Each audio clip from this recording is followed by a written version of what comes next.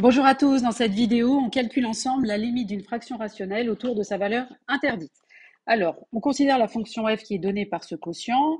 Elle est bien définie sur R privé de 2, puisque si vous remplacez x par 2 au dénominateur, eh bien, vous voyez bien que c'est une valeur interdite puisque le dénominateur s'annule.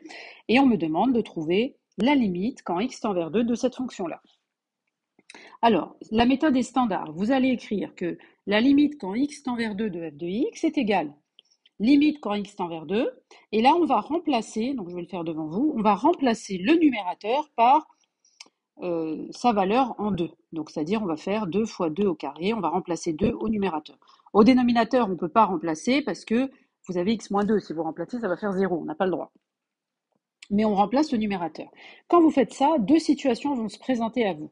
Soit vous allez trouver au numérateur un nombre non nul, par exemple 4, moins 5, ce que vous voulez, et donc du coup ça va faire 4 sur x moins 2. Soit vous allez trouver comme ici 0, là si vous calculez ça fait 0, 0 sur x moins 2.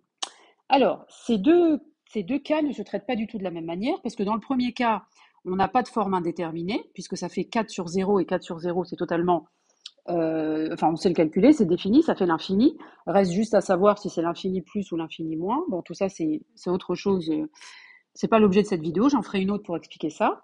Mais quand on a 0 sur x moins 2, et là c'est bien le cas, hein, 2 fois 4, 8, moins 6, moins 2, ça fait 0, et bien du coup, on se retrouve, quand on va faire tendre x vers 2, avec 0 en haut et 0 en bas, 0 sur 0. Et ça, c'est une forme indéterminée, on ne sait pas le faire en fait. Donc, on va être obligé de transformer l'écriture pour essayer de trouver une solution, comme on fait en général dans ces cas-là. Donc ici, une fois que vous avez remplacé, que vous avez vu que ça fait 0 au numérateur, c'est pas la peine de l'écrire, parce qu'on n'écrit pas 0 sur 0, on dit le calcul direct mène à une indétermination.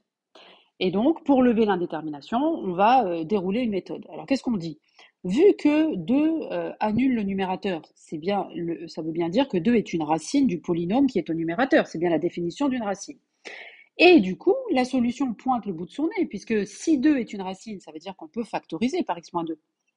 Ah, bah là, ça commence, vous voyez bien où je veux en venir. Si j'arrive à factoriser le numérateur par x-2, vu que j'ai x-2 au dénominateur, peut-être que je vais pouvoir simplifier tout ça et me débarrasser du x-2 qui me gêne en haut et en bas. Alors, déterminons pour terminer ma factorisation, il faut que je trouve l'autre racine du polynôme. Et après, je vais appliquer le théorème de factorisation d'un polynôme du second degré. Alors là, pourquoi je dis l'autre racine? Ça aurait pu être une racine double. Bon là, on voit bien que c'est pas une racine double, parce que c'est pas, on voit bien que ça c'est pas un carré parfait, mais en tous les cas, c'est pas la peine de rentrer dans toutes ces considérations. Vous calculez delta, on trouve 25. Ensuite, vous calculez la première racine et la deuxième en appliquant la formule. Alors je la réécris, peut-être que vous avez besoin. Ici, comment j'ai fait? J'ai fait moins b plus ou moins racine de delta divisé par 2a. Hein, a, c'est le coefficient de x au carré, c'est 2, b, ça c'est b, ça c'est a, et ça c'est racine de delta. Voilà, donc j'ai fait ça, j'ai trouvé les deux racines. 2, c'est pas un scoop, on le savait déjà, et moins 1 demi, c'est celle que je viens de découvrir. Et là, je vais appliquer mon théorème de factorisation, que je vous rappelle dans la petite bulle en bleu, et je vais l'appliquer à ce polynôme-là. Donc, qu'est-ce que j'obtiens? Si je fais 2 facteurs de x moins la première racine, x moins la deuxième, donc je vais remplacer la première racine par sa valeur, c'est 2, et la deuxième racine, c'est moins 1 demi. Donc ici, je vais mettre x moins la deuxième, donc x moins moins 1 demi, ce qui fait x plus 1 demi. Du coup, je vais pouvoir transformer l'écriture de f, c'était bien là mon objectif depuis le départ, et au numérateur, au lieu de réécrire le polynôme, j'écris sa forme factorisée.